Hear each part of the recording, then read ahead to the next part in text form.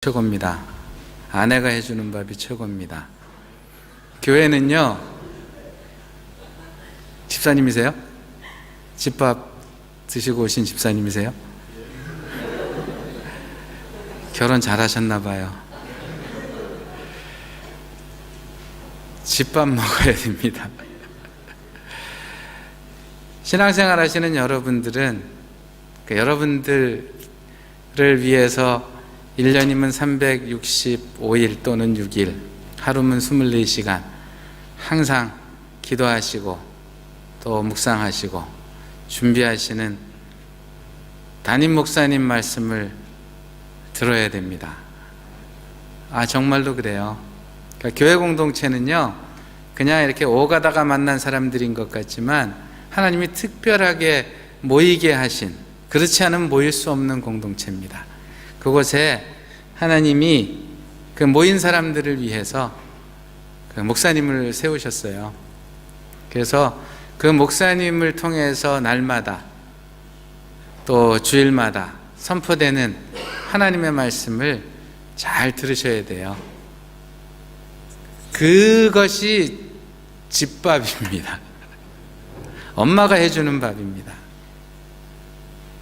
그런데 또 집밥만 먹으면 너무 심심하잖아요. 사실 저는 말씀을 나누는 것은 서로 이렇게 말을 나누는 게 아니라고 생각을 해요. 삶을 함께 나눌 때 그 말씀의 진실성이 있잖아요. 말은 번지르하게 잘하는데 저 사람이 도대체 뒤에 가서 무슨 짓을 하는지 알 수 없다면 그 말에 대한 신뢰가 없잖아요. 그런 면에서 엄마가 해주는 믿을 만한 밥, 식당에 가서 먹을 때 혹시 맛있어 보일지는 모르지만, 맛있을지는 모르지만 그 주방에서 뭔 일이 있는지 잘 모르는 상태에서 그냥 강한 믿음으로 그냥 먹는 수밖에 없는 한계가 분명히 있죠. 그런 면에서 오늘 제가 여러분 앞에 설 때에 두렵고 떨리는 마음으로 설 수밖에 없어요. 그러니까 저는 여러분들을 잘 모르고, 저도 여러분들을 모르는 것처럼 여러분들도 제가 누군지, 저 어디서 목사 맞아? 이렇게 제가 머리 길러서 이상하죠? 안 이상해요? 멋있다고 말씀해 주세요. 제가 원래 파마를 했었는데 머리 관리하는 게 너무 힘들더라고요. 그래서 그냥 내버려 두니까 이렇게 되네요. 제가 누군지 잘 모르시니까 제가 어떻게 여러분들하고 나에게 주신 하나님의 말씀을 여러분에게 주시는 하나님의 말씀으로 나눌 수 있을까? 이 면이 두렵고 또 저를 떨리게 한다는 말씀을 드립니다. 그래도 제가 누군지 어떻게 하시고 이렇게 강단을 비워주시고 여러분들에게 제게 주신 하나님의 말씀을 나눌 수 있는 기회를 주셔서 우리 목사님께도 감사드리고 또 우리 교회 여러분들께도 감사를 드립니다. 저는요, 참 착한 사람이에요. 시키는 대로 다 하거든요. 저는 중국 선교사로서의 정체성을 잃지 않으려고 애를 쓰고 살아갑니다. 그런데 중국을 떠난 지가 너무 오래됐어요. 제가 2011년에 지금 저 소개할 때 목사라고도 소개되고 교수라고도 소개되는데 주한대학원대학교에서 선교학을 가르치기 시작했습니다. 대학원대학교 그러니까 좀 익숙하지 않으신 분들이 계실 텐데 그냥 대학교입니다. 대한민국 정부 교과부가 세운 대학교인데 과거에는 우리나라에서 대학교 그러면 일단 본과 학부 과정을 가지고 있는 학교를 대학교라 그럽니다. 그리고 학부 과정이 있어야 석사, 박사 과정을 개설할 수가 있습니다. 그런데 어떤 문제가 생겼냐면 학부 과정 없이 전문적으로 석박사 과정만 개설하고 가르치려는 학교들이 있었어요. 그러다 보니까 법적으로 그런 학교가 허락이 안 되는 거예요. 그래서 나라에서 고민을 하다가 한 김영삼 대통령이던 시절에 법을 바꿨어요. 교육부 법을 바꾸면서 본과 학부 과정 없이 대학을 세울 수 있도록 허락을 했습니다. 그래서 그 석박사 과정만 있는 대학을 세우게 됐는데, 그냥 대학교 그러면 구분이 안 될까봐 그런 대학교를 대학원 대학교 이렇게 이름을 붙였어요. 저희 학교는 선교를 위해서 세워진 학교입니다. 아마 대한민국에 유일할 거예요.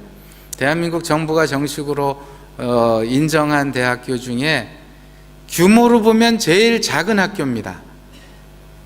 그리고 과도 하나밖에 없어요. 선교학과. 그러니까 우리 학교는 무조건 선교만 해야 돼요. 그런데 대한민국에서 제일 큰 선교학과입니다. 무슨 말이냐면 저희 학교가 1년에 박사과정 학생을 13명 뽑습니다. 석사과정을 12명 뽑습니다. 1년에 입학생이 25명이에요. 그런데 대한민국 신학교 통틀어서 선교학 박사를 1년에 13명 뽑는 데가 아무 데도 없어요. 그런 의미에서 대한민국에서 제일 큰 선교학을 가르치는 대학교입니다. 목사님 잠깐 소개해 주셨는데, 저는 1980년도에 대학을 입학할 때 중국 공부를 시작을 했어요. 그러니까 중국어를 공부한 건 사실 아니고요. 저는 중국 고전 중국어, 그러니까 한문, 우리는 한문이라고 주로 그러는데 중국어과에서 고전 중국어를 공부를 했어요. 왜 했냐면 그냥 모르고 했어요. 해보니까 되게 재밌더라고요. 그렇게 해서 한 10년 공부를 했고요. 그리고 신학교에 가서 목사가 되는 과정을 했습니다. 저는 서울에 가면 광나루라고 하는 동네가 있는데 장로회 신학대학교, 장신대. 제가 장신은 아니지만 장신대 나왔어요. 웃으라고 한 얘기인데 째려보면 어떡해. 그리고 나서 사실 신학교를 갈 때에 제가 중국어를 계속 중국과 관련된 공부를 했지만 제가 중국에 갈 수 있으리라고 생각 잘 안 했고 기대도 사실 없었고 또 그럴 상황도 아니었어요. 그러니까 1980년부터 90년까지는 전혀 중국하고 교류를 할 수도 없었고 기대하기도 어려운 그런, 왜냐하면 우리나라에서는 이념이라고 하는 게 되게 중요하잖아요. 우리나라가 반공을 국시로 하는 나라였는데, 그러니까 공산당 그러면 다 이렇게 빨갛고 뿔 나오고 이런 줄 알고 살던 시대이기 때문에 그 당시에 중국은 나라로도 우리나라에서는 인정하지 않을 때였습니다. 그냥 중공이라 그랬지. 중국 공산당 줄여갖고 중공. 또 우리는 1950년도에 전쟁을 경험하잖아요. 한국 전쟁이 공산주의와 민주주의의 충돌이었잖아요. 이런 등등의 것으로 인해서 중국을 굉장히 가까이 있음에도 불구하고 가깝다고 느끼지 못하는, 그러니까 제 지금 기억에도 제가 중국과 관련된 공부를 하면서도 중국이 그렇게 가깝게 느껴지지 않았던 기억이 있습니다. 그런데 참 놀라운 일들이 생기죠. 제가 신대원을 1990년도에 입학을 하는데 신대원은 3년 과정입니다. 근데 90년도에 첫 번째 1년차, 91년도에 2년차, 그러면 92년도가 3년차잖아요. 그럼 92년도가 지나면 졸업하고 목사가 되고 사역을 하게 되는 그 시점에 1992년 8월 달에 굉장히 충격적인 일이 저에게는 벌어지죠. 아무도 그렇게 전격적으로 한국이 중국과 수교할 거라고 기대하지 못했었어요. 여러분들 지금 중국 여기 계시니까, 그리고 대한민국이 전 세계 막 어디를 가도 큰 어려움이 없는 시절을 살고 있으니까 제가 하는 말을 잘 이해 못 하실 수도 있어요. 근데 그때는 그랬어요. 중국을 간다는 건 상상도 하지 못할 때였고, 공산주의 나라인 중국과 민주주의 나라인 대한민국이 서로 교류를 한다는 것은 어떻게 그게 가능할까, 이렇게 생각하던 시절이었어요. 그랬는데 그게 그야말로 전격적으로 이루어진 그때가 1992년 8월 24일입니다. 제가 신대원 3학년 1학기를 마치고 이제 나머지 한 학기를 이걸 어떻게 해야 되지? 내가 이걸 졸업하고 나면 앞으로 뭘 해야 될까? 제 생각을 해야 될 그 시점이었어요. 여러분, 우리가 살아가면서요, 우리에게 특별하게 주어지는 기회들이 있습니다. 그러니까 나도 모르게, 물론 아까 어떤 분 전문의 의사 시험 중이라고 그러시던데, 첫 번째 시험 끝나고 두 번째 시험 준비하신다고. 잘 보세요. 어디 계세요? 네, 시험 잘 보세요. 못 알아들으시나? 잘 보세요. 시험은 잘 봐야죠. 근데 본인이 계획하고 있는 것으로 여겨지는 그런 시간의 흐름들이 있죠. 이제 나는 이게 되기 위해서, 전문의가 되기 위해서 이제 시험을 쭉 치르는데, 이제 1차를 언제 치르고 2차를 언제 치르고, 그러면 그게 다 내 계획 속에 있는 것 같이 느껴질지 모르지만, 그것조차도 내가 계획은 하는 것 같지만 내 계획대로 되는 게 아니잖아요. 근데 더 중요한 거, 여러분 태어난 날을 혹시 기억하세요? 여러분들 다 태어나셨나요? 목사님 몇 월에 태어나셨어요? 8월, 얼마 안 남, 목사님 생일 얼마 안 남았어요. 그때 태어날 줄 아셨어요?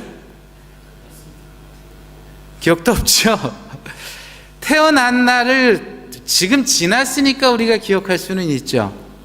그때라고 얘기해 줘서 기억하는 거예요, 그것도.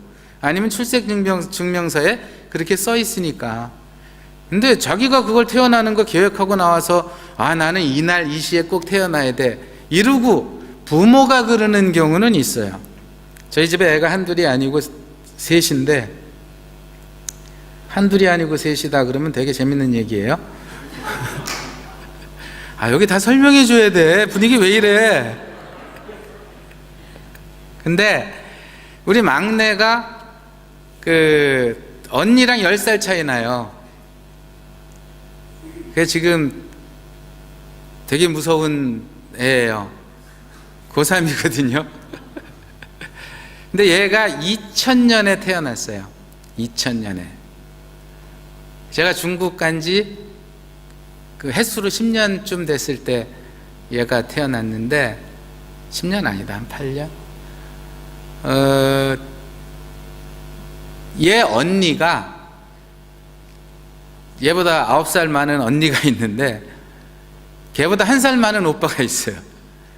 오빠는 건강하게 정상적으로 잘 태어났어요. 근데 얘가 지금도 가끔 그러긴 하는데, 둘째는 출산하는 달에 애가 확 뒤집어져 가지고 이게 정상 분만을 못했어요. 그래서 수술을 했어요. 그러고 나서 한 8년 9년 만에 셋째를 낳게 되는데, 그때는 제가 중국에 있을 때거든요. 근데 시간이 오래 지나면 뭐 수술 한 번 했어도 정상 분만을 할 수도 있다 그러더라고요. 그런데 정상 분만을 하려면 훈련을 해야 된대요. 그냥 안 된대, 한번 수술 경험이 있어서. 근데 제가 중국 선교지에 있었기 때문에 그럴 수가 없어서 할 수 없이 얘도 수술을 하게 돼요. 근데 수술할 때는 이렇게 날짜를 정하더라고요. 그래서 제가 그 보니까 얘 생일을 좀 잘 외울 수 있는 날로 해야겠다 그래가지고 2월 달에, 2월 말에 하면 된다 그러더라고요. 그래서 제가 2월 22일로 그냥 정했어요. 왜냐하면 걔를 그 날짜에 나면 끝냈다 그러면 되게 싫어해. 나면 걔 주민등록번호가 2000년도기 때문에 000222가 돼.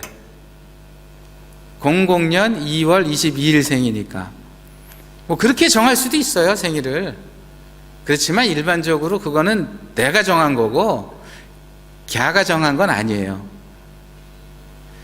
우리가 경험하는 것 중에 내가 한다고 생각하고 살지만 결코 내가 하지 않으면서 나에게 오는 특별한 날들이 다 있다고요. 대한민국이 지금은 선교 강국이에요. 그러니까 어떤 면에서 강국이냐면 그 선교사를 많이 보낸 것으로 강국이에요. 또 대한민국이요, 우리 디아스포라라는 말로 표현하는데 해외로 나가 사는 사람들의 숫자로도 굉장히 강국인 거 아세요?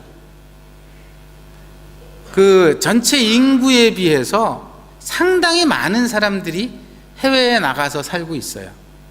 의외로요, 그 자기 나라 사람이 해외에 나가서 그렇게 많이 살지 않더라고요. 통계에 따르면 우리나라가 지금 한 800만 정도가 나가서 산다고 얘기하는데, 뭐 그 전에 나갔던 분들, 제가 사랑하는 중국에 거기 사시는 우리 교포분들도 꽤 많고, 또 러시아권에 가면 옛날 그 소비에트 연방일 때 그때 가서 사시던 고려인이라고 주로 이렇게 구분해서 표현하는데 그분들도 꽤 많고, 근데 대부분은 특정한 시기 이후에 나가서 살게 됐어요. 여기는 어떨까? 1989년 이전에 오신 분이 여기 몇 명 되실까? 어르신들은 그 전에 오신 분들이 좀 계실 거고, 나는 1989년 이전에 시드니, 아니 호주에 왔다. 안 계세요? 계실 것 같은데? 이상하다. 1989년이라고 하는 해가 대한민국 역사에, 특히 선교에 굉장히 중요한 해라는 거 아세요? 모르세요? 모르실 거예요. 그러면 1988년은 무슨 일이 있었는지 아세요? 그렇죠. 시드니도 올림픽 했죠. 그게 원래 중국이 하려고 그랬는데 뺏겨가지고 2002년 맞나요? 2000 몇 년? 뭐 아무 때나 뭐 했으면 됐지 뭐. 언제면 뭐 중요해. 그 올림픽을 1988년도에 대한민국이 했어요. 아마 그때 한국을 사셨던 분들은 그게 얼마나 굉장한 일인지 혹시 감을 잡으셨을지 모르겠는데, 그것보다 더 중요한, 그 올림픽이 끝나고 나서 1989년 1월 1일자로 한국 사람이 자유롭게 해외에 나갈 수 있게 됐어요. 해외여행 자율화라는 국가 정책이 시행된 해가 1989년입니다. 그전에는요, 여권 만드는 것도 어려웠어요. 지금 뭐 무슨 호랑이 담배 피던 시절 얘기를 하나. 근데 이게 왜 선교에 중요하냐면요, 선교하려고 열정도 있고 선신도 되어 있고 그랬던 사람들도 그전에는 국가 사정 때문에 해외로 나가는 것 자체가 어려웠어요. 그래서 수많은 사람들이 기도만 하고 있었어요. 못 나가고 형편도 안 되고 나라에서 잘 안 내보내주니까. 그 해외 한번 나가려고 그러면 뭐 허락받아야 되는 것도 되게 많았고, 그때는 유학 가는 것도 그렇게 쉽지 않았어요. 지금은 얼마나 좋아졌는지 내일 출국하려고 그러면 오늘 여권을 받을 수도 있어요. 빨리 해주는 것도 있거든요. 옛날에 안 그랬어요. 또 돈도요, 있어도 못 갖고 가. 왜냐하면 우리나라에 달러가 그렇게 많지 않은 때라서 해외 나가면 달러를 써야 되잖아요. 지금은 한국 돈 갖고 나가도 좀 쓰더라고. 관광지 가면 1,000원, 1,000원 이러고 파는 거 있던데. 근데 그때는 안 그랬어요. 그래서 해외 나가려고, 제가 89년도에 처음 해외 나갈 때도 달러 바꾸려면 은행에 가서 한국 돈 갖고 가서 바꿔달라 그러면 은행 창구에 있는 직원이 여권 내놓으라 그래요.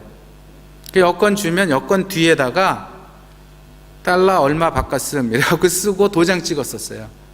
그러니까 그 전까지는 해외 나가는 게 너무 어려웠는데 89년도에 해외여행 자유화가 되면서 그때부터 대한민국 교회가 본격적으로 해외 선교를 하기 시작해요. 그리고 그때부터 해외에 요즘은 4년제 대학을 4년에 졸업하면 이상한 거라며, 다 중간에 연수 여행 이래가지고 다 해외를 한 번씩은 갔다 오니까, 또 해외로 이주하는 것도 그때는 다른 나라에서 안 받아주는 것보다도 우리나라에서 나가는 것 자체가 너무 어려워서 힘들었는데, 그 이후로부터 급격하게 해외 선교사 해외에 거주하는 한국 사람의 숫자가 늘어나기 시작했다고요. 여러분들 잘 모르셨죠? 그러니까 89년이 여기 대한민국을 떠나 시드니라고 하는 땅에 사는 여러분들에게 보이지 않게 굉장한 영향을 준 때라고요. 사실은 89년이 더 중요한 거는 제가 그해 결혼했기 때문이긴 한데, 그걸 말씀드리면 안 믿으실 것 같아서 그보다 살짝 덜 중요한 걸 말씀드린 거예요. 1992년, 제가 힌트를 먼저 드렸었는데 저에게는 굉장히 중요한 해예요. 왜냐하면 그해 제가 중국에 갈 수 있는 기회가 생겼기 때문이죠. 이렇듯이 우리 인생에 하나님이 특별하게 주시는 기회들이 있거든요. 근데 우리들이 그것을 잘 기억하지 못하죠. 여러분, 하나님을 우리가 설명할 때 하나님은 어떤 분이라 그러죠? 여러 가지를 얘기하잖아요. 신실하신 분, 좋으신 분, 다 얘기하는데, 하나님의 속성, 하나님은 어떤 분이신가를 얘기할 때 알파와 오메가라는 얘기를 해요. 알파는 뭐죠? 처음이죠.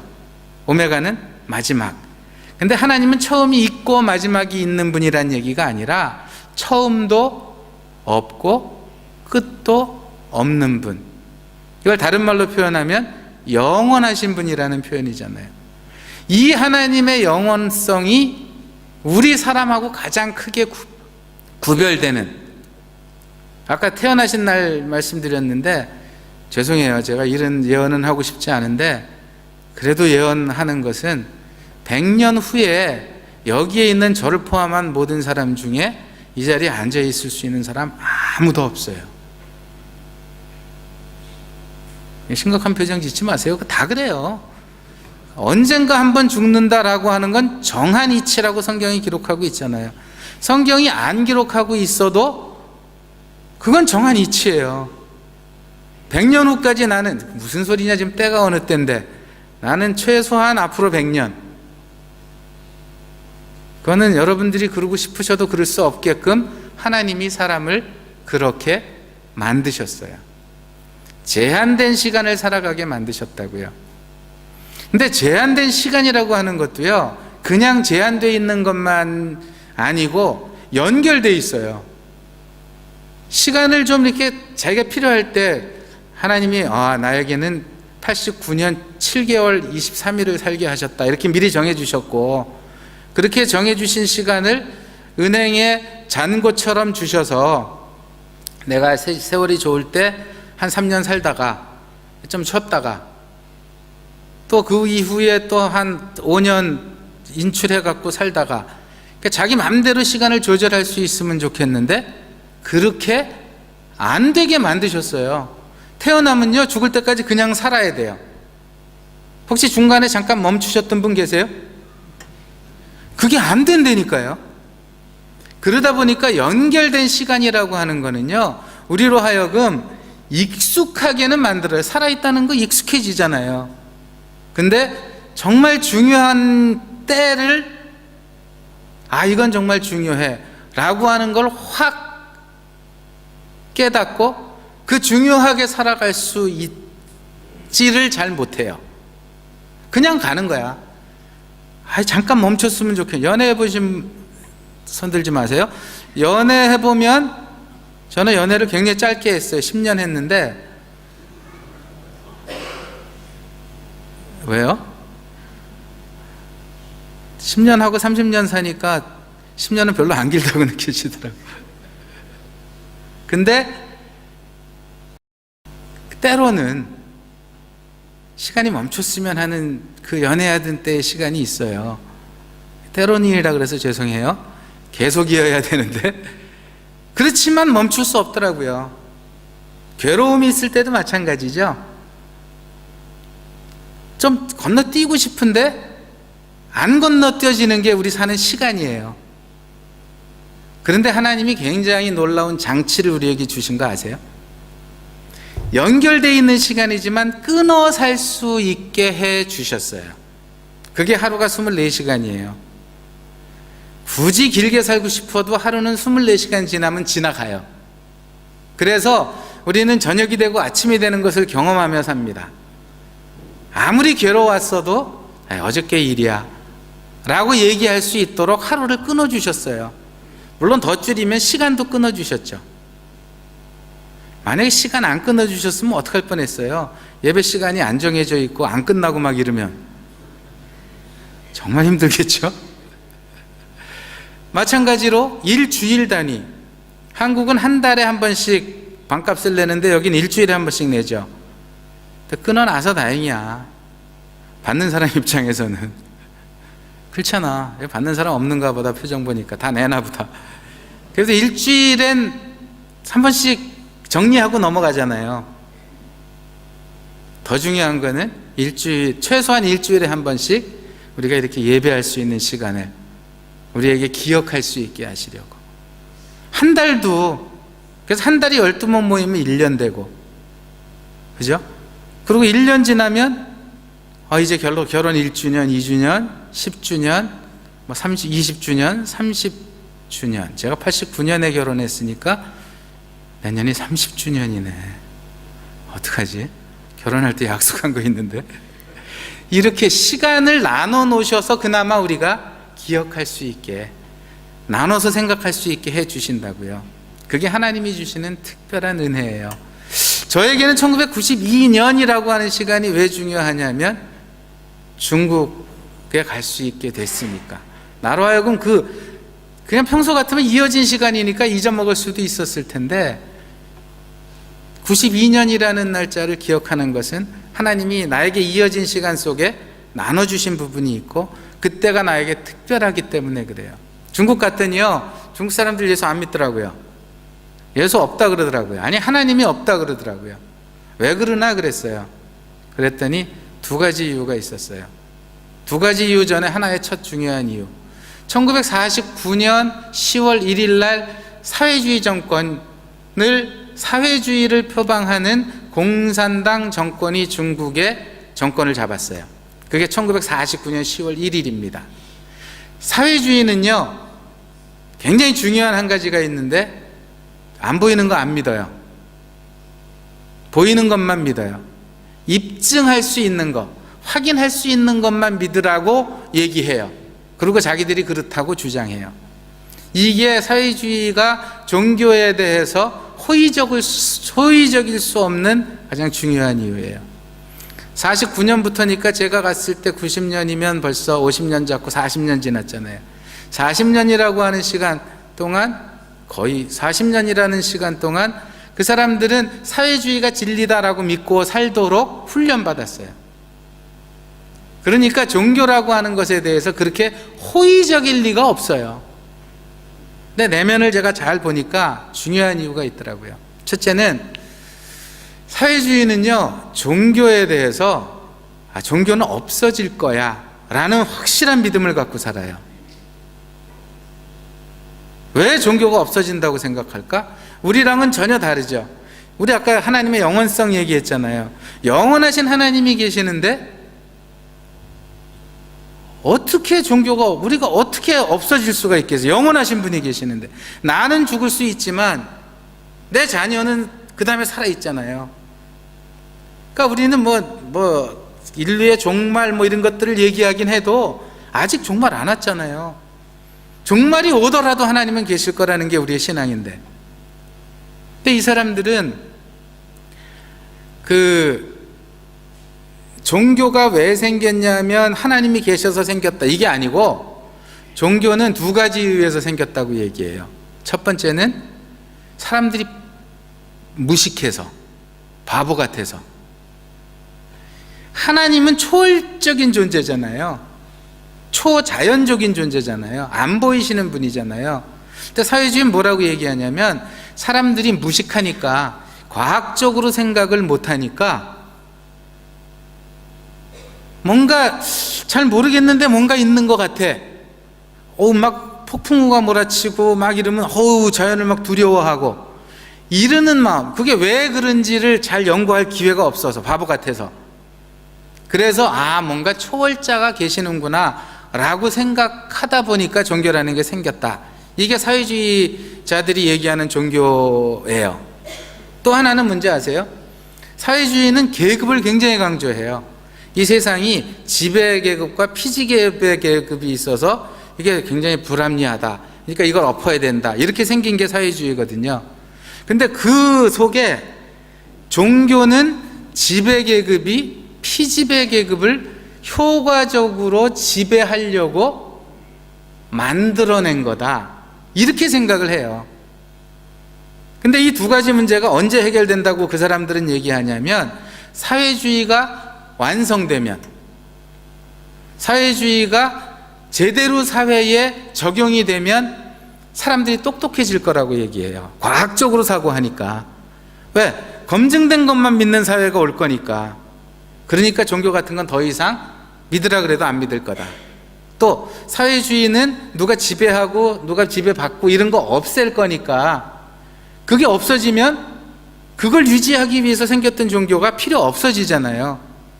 그렇게 되면 종교는 없어질 거다. 이게 그 사람들의 생각이에요. 그러니까 그 사람들 입장에서 볼 때 우리 같이 예수 믿는 사람들 얼마나 바보 같겠어요. 저건 바보야. 저거는 그 사회의 불합리한 구조 속에서 뭐가 뭔지도 모르고 이게 지배계층이 피지배계층 잘 지배하려고 만든 종교를 믿는 바보들이야. 또 과학적으로 생각할 줄 모르니까 그 허무맹랑한 걸 믿고 있다니까 이렇게 생각하는 사람들이에요. 그러니까 그 사람들에게 예수 믿으라 그러는 게 얼마나 힘들겠어요. 근데 이것 못지않게 중요한 또 한 가지가 있어요. 오늘 제가 드리려고 하는 말씀은 사실 여기에 초점이 있어요. 여기까지 말씀드리면 지금까지가 서론이라는 거 아시겠죠? 두려워도 안 하네 여기는. 역사를 보면요, 중국은 정말 자존심이 강한 나라였어요. 그 사람들은 자기들이 다른 나라와 동등하다고 생각해 본 적이 한 번도 없어요. 좀 기분 나쁘지만 우리나라도 과거에 중국과의 관계는 동등한 관계가 아니었더라고요. 좀 자존심 상하죠? 근데 그때 진짜 그랬어요. 이 사람들은 무역을 해도요, 내가 10원어치 니네 거 10원어치 갖고 와. 나도 그 돈 주고 사고 니네도 내 거 10원어치 사가. 이렇게 한 게 아니고요, 조공무역이라고 들어보셨어요? 조공 그러면 우리 기분 나빠요. 형님 나라에 동생이 뭘 갖다 바치는 것 같은 생각 드는데 사실은 그게 아니에요. 그 중국을 섬긴다라고 하는 나라들이 그래도 예의를 갖추느라고 뭔가를 갖다 주면 중국은 이 사람들이 갖고 온 것보다 훨씬 더 많은 것을 하사라는 이름으로 줘야 돼요. 그게 자기들의 자존심 지키는 방법이었고 그 당시 그게 무역의 형태였어요. 그래서 우리나라 역사 보면 중국에 사절단 간다 그러면 경쟁력이 굉장히 치열했어요. 가지고 가면 훨씬 더 많이 갖고 올 수 있으니까. 이게 되게 웃긴 게요, 심지어는 중국이 그 조공무역을 계속 하다가 국고가 바닥나가지고, 왜? 갖고 온 것보다 계속 많이 줘야 되니까. 그래갖고 되게 힘들어졌던 기록들도 있을 정도예요. 그게 자존심이야. 근데 그 자존심이 언제 깨지냐면요, 1870년대. 그러니까 서양에서 그 산업혁명이 일어나고 그쪽이 막 물질 문명이 발달하면서 군사력이 굉장히 강해지고 그 먼 길을 배로 움직일 수 있도록 배도 개발되고 생산량이 많으니까 팔아야 될 시장이 필요해서 시장 개척을 하고, 이게 식민지 시대로 들어가는 배경이잖아요. 이때 중국은 여전히 자기는 굉장히 세계를 지배하는, 세계에 우리는 굉장히 뛰어난 나라 이러고만 있을 때였는데, 자기도 모르는, 전혀 모르는 사이에 막 대포, 뭐 함선, 그러니까 전쟁에 쓸 수 있는 배, 이런 게 막 다른 데선 생긴 거야. 이 사람들이 돌아다니다가 저기 거기가 어디예요? 저는 우사라 그러는데 USA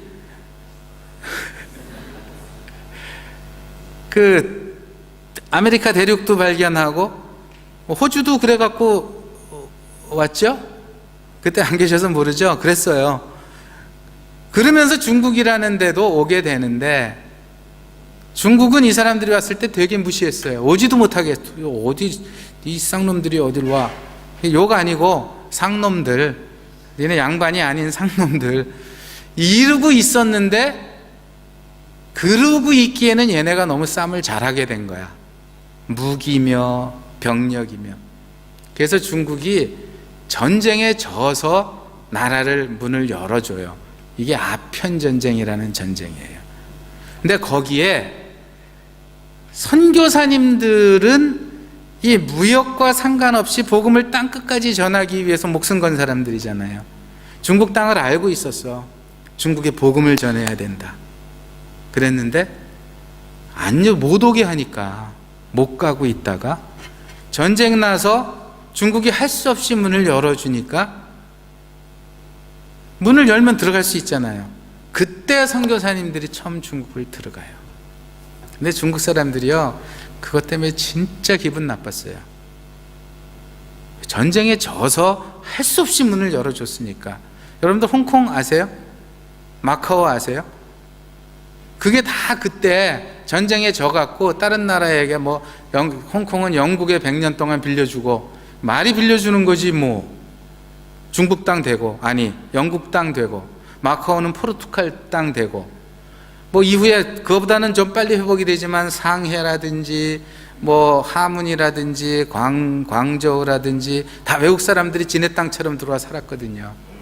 그때 선교사님들도 같이 들어갔어요. 이게 기분 나쁜 거야. 제가 말씀드렸죠? 중국이 종교에 대해서 호의적이지 않다 그랬잖아요. 호의적이지 않은데 그냥 나쁜 거야 이러면 사람들이 뭐가 나빠? 이럴 수 있잖아요. 그때 이 사람들이 역사적 근거로 내는 게 그거예요.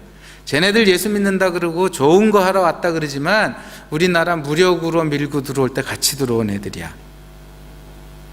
그게 좋은 거겠어? 이렇게 얘기를 하는 거예요. 그러니까 중국 사람들이 특히 기독교에 대해서 좋아할 리가 없어. 그거 아는 거 되게 중요해요. 근데 보세요. 그게 그때 역사뿐만 아니라 지금 우리가 살아가는 시대를 한번 생각해 보자고요. 여긴 모르겠어요. 여긴 여러분들이 신앙생활도 잘하고 되게 착한 사람들이니까 안 그럴 수도 있는데, 한국은요, 사람들이 예수 잘 안 믿으려고 그래요. 요새는 갈수록 교회가 규모도 작아지고 영향력도 떨어지고 있어요. 교회가 그렇게 좋다고 생각들 안 하는 경향이 많이 생겼어요. 기독교에 그다지 긍정적이지 않은 정서들이 생겼어요. 왜 그럴까요? 왜 그럴까요? 여러분들은 예수 믿죠? 아닌가? 예수 믿죠? 진짜 예수 믿죠? 근데 예수 믿는 게 얼마나 좋은지를 사람들이 잘 모르는 시대가 됐다는 거예요. 그 책임이 어디 있는지 아세요? 저에게 있어요. 여러분에게 있어요. 예수 믿는 사람들에게 있다라고 하는 얘기예요. 우리나라 교회에 정말 유명한 그리고 정말 영향력이 있던 지도자 중에 한경직 목사님이란 분이 계셨어요. 돌아가셨죠. 이분이 은퇴하시고 나서 교회에 그 부담 안 주신다고 남한산성이라고 하는 그 시골의 조그만 집에서 사셨어요. 그러니까 교회 어른들이 이제 가끔 가서 인사도 드리고 그랬는데, 언젠가는 한국 교계의 지도자들이 여럿이 목사님한테 인사하러 갔대요. 그래서 가서 목사님 뵙고, 목사님 정말 우리 교계의 어르신이니까 우리가 모처럼 왔는데 좀 좋은 말씀 한 말씀 해주십시오. 그랬대요. 그랬더니 이 목사님이 정말 한참 곰곰이 생각하시다가 뭐라고 말씀하셨는지 아세요? 목사님들, 예수 잘 믿으세요. 저는 사실 그 얘기 들었을 때 굉장히 소름 끼쳤었는데, 목사님들 그러면 예수 믿는 걸로 먹고 사는 사람들인데 목사님들한테 예수 잘 믿으라니. 근데 그 말이 얼마나 깊은 말인지 아세요? 여러분들은 친구들이나 또 식구들에게, 가족들에게 나는 교회 다니는 사람이야 라고 얘기하십니까? 나는 예수 믿는 사람이야 라고 얘기하십니까? 똑같은 얘기를 왜 이상하게 나눠서 한다? 교회 다닌다는 것과 예수 믿는다는 것은 같은 뜻이 아닐 수 있다는 거예요. 저는 우리 예수 믿는 게 매력적으로 보이지 않게 된 이유가, 예수 믿는 사람들이 교회 다니는 모습은 보여줬지만 예수 믿는 사람의 모습을 보여주지 못했기 때문이라고 생각해요. 교회는 번듯해요. 대한민국 교회 지금 얼마나 멀쩡한데요. 뭐 굉장히 위기 어쩌고 얘기해도요, 교회 안에 들어가면 최고의 것들은 거기 다 있어요. 지금 예수 믿는 사람들이 평균적으로 이 세상에 살아가는 경제적 능력 따지면 대한민국에서 중상위 이상 돼요. 예수 믿는 사람 잘 살아요. 사회적 지위도 높아요. 대한민국 국회의원 중에 평균 예수 믿는 사람들 숫자보다 국회의원 내에서 예수 믿는 숫자의 비율이 훨씬 더 높은 거 아세요? 공무원들 중에 고위층에 올라갈수록 예수 믿는 사람들 더 많은 거 아세요? 근데 문제는 이게 예수 믿는다라는 말로 표현될 게 아니고 그냥 교회 다니는 사람으로 표현된다는 거죠. 대한민국의 비극 중에 비극이 뭔지 아십니까? 예수 믿는 대통령이 그렇게 많이 나왔는데 그 백성들이 그 예수 믿는 대통령을 보면서 예수 믿어야겠다 라고 고백한 사람들이 없다는 거죠. 뭐 없는지는 모르겠다. 저렇게 예수 믿어도 대통령 되니까 나도 예수 믿을까? 뭐 이렇게 생각한. 이게요, 지금 우리가 정말 심각하게 생각해야 될 문제예요. 저는 중국에 20년 살면서 그 중국 사람들을 만나면서 내가 예수 믿는 게 얼마나 좋은 건지를 이 사람들이 날 보고 알게 하지 않으면 이 사람들 절대로 예수 안 믿겠구나 하는 생각을 했다니까요. 오늘 제가 전하겠다고 하고 말씀 제목을 드릴 때 사실은 예수 잘 믿으세요 이게 제목 하려고 그랬었어요. 근데 그렇게 하기에는 또 너무 도전적일까 봐 그냥 제가 선교할 때 하나님이 주신 말씀이라고 바꿨는데, 오늘 읽은 본문 말씀 보면 사실 그 앞에 말씀이 되게 중요하지만 마지막 이 한 구절, 이같이 너의 빛이 사람 앞에 비치게 하여 그들로 너희 착한 행실을 보고 하늘에 계신 너희 아버지께 영광을 돌리게 하라 하는 말씀이에요. 이 착한 행실이라는 말이요, 우리가 오해하기 쉬운데 착한 일 많이 하는 거, 뭐 구제하고 남을 위해서 봉사하고 그런 걸 의미하는 게 아니에요. 예수님이 우리한테 빛이 되라 그러셨잖아요. 빛이 되라는 얘기는 내 알을 보면 하나님이 어떤 분이신지가 드러나야 된다는 말이에요. 그게 우리가 예수 믿는 사람으로 이 땅에 살아가는 이유입니다. 마지막으로, 불안해하지 마세요. 끝낼 거예요. 마지막으로 한 가지만 말씀드리고 정리할게요. 혹시 실천적 무신론자라는 말을 들어보셨어요? 이론적 무신론자는 못 가. 자기가 이렇게 연구해보고 생각해보고 고민해보고 하니까 하나님은 안 계셔, 신은 없다, 이렇게 얘기하는 걸 이론적 무신론자라 그래요. 그럼 좀 감이 오지 않아요? 실천적 무신론자는 못 가요. 얘가 말로는 내가 하나님이 없다, 신이 없다라고 얘기하지는 않아. 근데 하는 짓거리를 보면 쟤를 보니까 하나님이 없네 라고 사람들이 생각하게 하는 거를 실천적 무신론자라 그래요. 하나님이 안 계신 걸 몸으로 보여내는 사람들. 여러분들 주목하세요.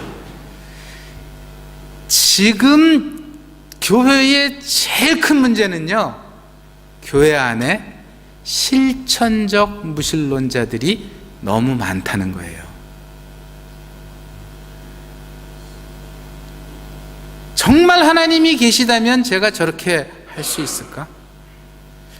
정말 하나님이 계시다면 제가 이렇게 돈 하고 살까? 여러분들을 보면서 최소한 뭐 대단한 걸 보여주려고 생각하실 필요 없어요. 아, 봐, 내가 이렇게 대학을 좋은 데 갔으니까 보면 내가 믿는 하나님 꽤 세지? 하나님 안 믿는데도 그 대학, 좋은 대학 가는 사람 되게 많아요. 봐, 내가 이렇게 승진을 제때 하는데 하나님이 얼마나 센 분이야. 그 회사에 하나님 믿는 사람만 다 승진하나요? 안 믿는데도 더 빨리 승진하는 사람은 뭐 어떡할 거야? 그런 걸로 하나님 계심이 드러나는 게 아니라고요. 그죠? 내가 주일마다 예배 드리는데 나 주일 예배 그거 보고 사람들이 하나님 세다 이럴 것 같아요? 아니에요. 정말 하나님 살아계심을 드러내는 삶은요, 사실 행동에서 드러나는 게 아니고요, 우리의 하나님 살아계심이 어떤 건지를 내가 한시도 잊지 않고 살아가는 모습이에요. 어려움이 있을 수 있죠. 우리는 어려움을 어떻게 극복해야 돼요? 하나님이 지금 나에게 해주시는 이거, 지금은 나에게 어려운 일이지 모르지만 하나님의 뜻이 여기 있을 거야. 정말로 그렇게 믿는 사람이 하나님 계신 걸 믿는 사람 아닌가요? 하나님이 계신데 하나님 왜 나한테만 이러세요? 이거 아니잖아요. 저와 여러분은 하나님 살아계심을 삶 속에서 그냥 뭐 거창하게 하나님 살아계셔 이렇게 막 떠들고 다니는 게 아니고, 밥 한 끼 먹을 때도 이 진짜 하나님이 나에게 오늘 양식 주셨네, 하나님이 살아계셔서 내가 오늘 호흡하네, 하나님이 살아계셔서 오늘도 내가 이렇게 따사로운 햇볕을 쬐일 수 있네, 그래서 감사하네.